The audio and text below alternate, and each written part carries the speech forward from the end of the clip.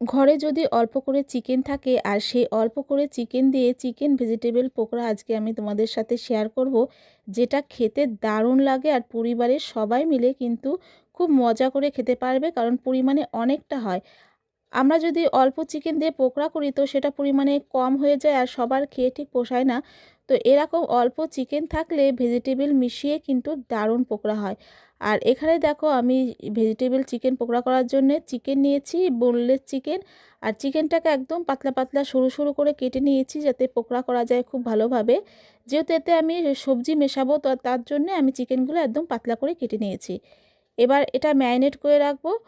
তো তার জন্য আমি হাফ পাতিলেবুর রস দিয়ে দিলাম ম্যারিনেট করার জন্যে। দিয়ে দিচ্ছি গোলমরিচ গুঁড়ো হাফ চামচ, দিয়ে দিচ্ছি নুন, এটা আমি হাফ চামচ দিলাম, টেস্ট অনুযায়ী দেবে নুনটা অবশ্যই। দিয়ে দিচ্ছি আদা, কাঁচা লঙ্কা আর রসুন বাটা, এটা আমি দিয়ে দিলাম 1.5 চামচ মতন। এবার এটাকে এই চিকেনের সাথে মাখিয়ে আমি 10 থেকে 15 মিনিটের মতন ম্যারিনেট করে রাখবো।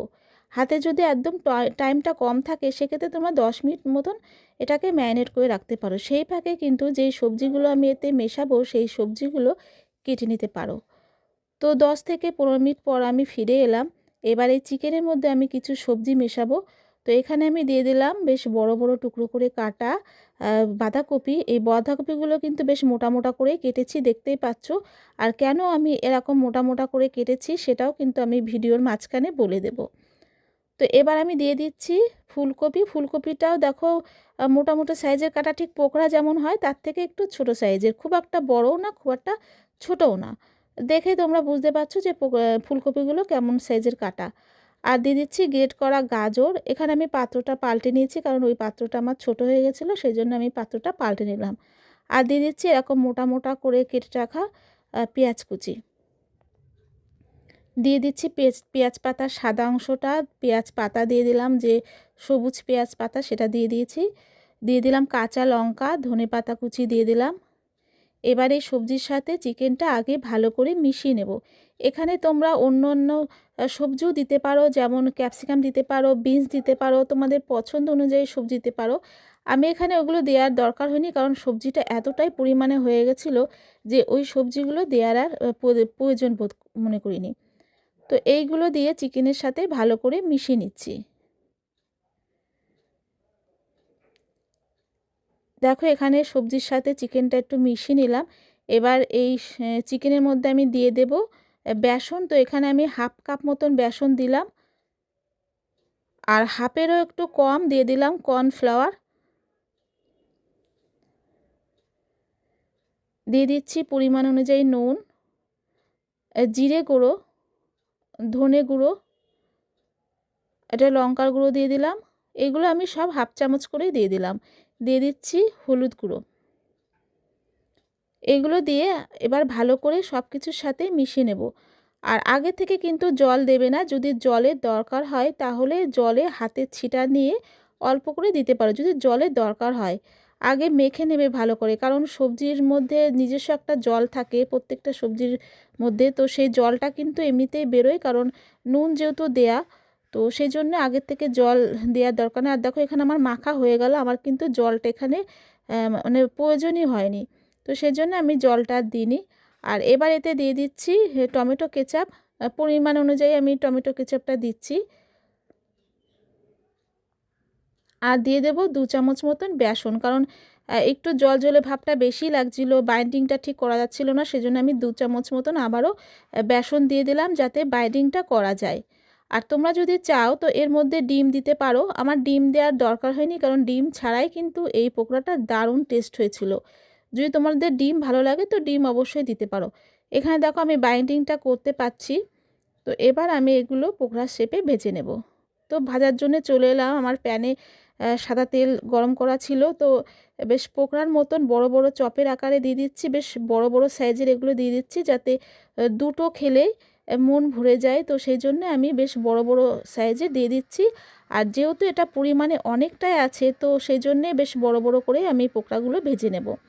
তো এক সাইড হয়ে গেল লাল করে, এবার আমি উল্টে দিচ্ছি। আর গ্যাসের ফ্লেমটা তোমরা অবশ্যই মিডিয়াম করে রাখবে, না হলে কিন্তু ভিতরটা কাঁচা থেকে যাবে, এটা তোমরা মোটামুটি সবাই জানো। আর আমি এই মোটা মোটা করে কেন সবজি কেটেছিলাম, কারণ এই যেহেতু এখানে চিকেন দেওয়া, আর আমি যদি একদম কুচিয়ে মিহি করে বাঁধাকপি কিংবা অন্য সবজি দিতাম তাহলে কিন্তু সবজিগুলো আগে পুড়ে যেত আর চিকেনটা পরে হতো। তো সেক্ষেত্রে যাতে দুটোতেই ব্যালেন্স করতে পারে সেই জন্যে আমি সবজিগুলো একটু মোটা মোটা করে কেটেছি, যাতে চিকেনের সাথে এটাও বেশ ভালোভাবে ভাজা হয়ে যায়, না হলে কিন্তু সবজিটা আগে পুড়ে যেত। তো এগুলো দেখো একদম লাল হয়ে গেল, উল্টে পাল্টে দিলাম আমি। বেশ গোল্ডেন একটা কালার চলে আসলে তবে আমরা এই তেল থেকে তুলে নেব। তোমরা বাড়িতে এরকমভাবে ভেজিটেবল চিকেন পকোড়া করে দেখো বন্ধুরা। ঘরে কিন্তু আমাদের অনেক সময় অল্প চিকেন পড়েই থাকে, যেগুলো সলিড পিস থাকে আমরা ঠিক খেতে চাই না রান্নাতে। তো সেই সলিড পিসগুলো রান্নাতে না দিয়ে এরকমভাবে সন্ধেবেলায় চায়ের সাথে পকোড়া করে দিলে কিন্তু দারুণ জমে যায়। তো বাকিগুলো আমি এরকমভাবে ভেজে নেব। এরকম বেশ বড় বড় সাইজ করে আমি বেশ চপের আকারে দিয়ে দিলাম ভাজার জন্য। তো এটাকেও আমি 1 মিনিট পর উল্টে দিলাম, কারণ এখানে সব কিছুই কাঁচা, কোনো কিছু সেদ্ধ করা না, তো সেই জন্য আমি মিডিয়াম আঁচে এগুলো ভেজে নেব।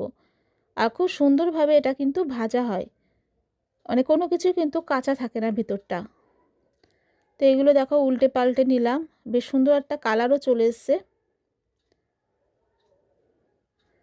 দেখো কত সুন্দর দেখতে হয়েছে এগুলো, বেশ গোল্ডেন কালার চলে এসছে। এবার আমি তেল থেকে এগুলো তুলে নেব। আমি এখানে সবটা পকোড়া তোমাদেরকে করে দেখাইনি, কিছুটা পরিমাণের পকোড়া আমি তোমাদেরকে করিয়ে দেখিয়েছি। তো এবার আমি এগুলো তুলে নিলাম তেল থেকে। এরকমভাবে বাড়িতে অবশ্যই তোমরা করো বন্ধুরা, দারুণ লাগে, দারুণ টেস্টি হয়। মানে চিকেন ভেজিটেবল পকোড়া আমাদের কিন্তু একদমই রেডি হয়ে গেল। এটা টমেটো কেচাপের সাথেও ভালো লাগে, স্যালাডের সঙ্গেও পরিবেশন করলে ভালো লাগে, সন্ধেবেলায় চায়ের সাথে, চা কিংবা কফির সাথে কিন্তু দারুণ জমে যায়। তো একটা আমি তোমাদেরকে ভেঙে দেখাবো যে ভিতরটা কতটা সুন্দর হয়েছে। দেখো ভিতরটা কতটা সুন্দর হয়েছে। অবশ্যই বাড়িতে এরকমভাবে ট্রাই করো, খুব সুন্দর লাগে খেতে। আশা করি আজকে রান্না তোমাদের ভালো লেগেছে। ভালো লাগলে অবশ্যই একটা লাইক করো, সাবস্ক্রাইব করে আমার পাশে থেকো। সবাই ভালো থেকো, সুস্থ থেকো। টাটা।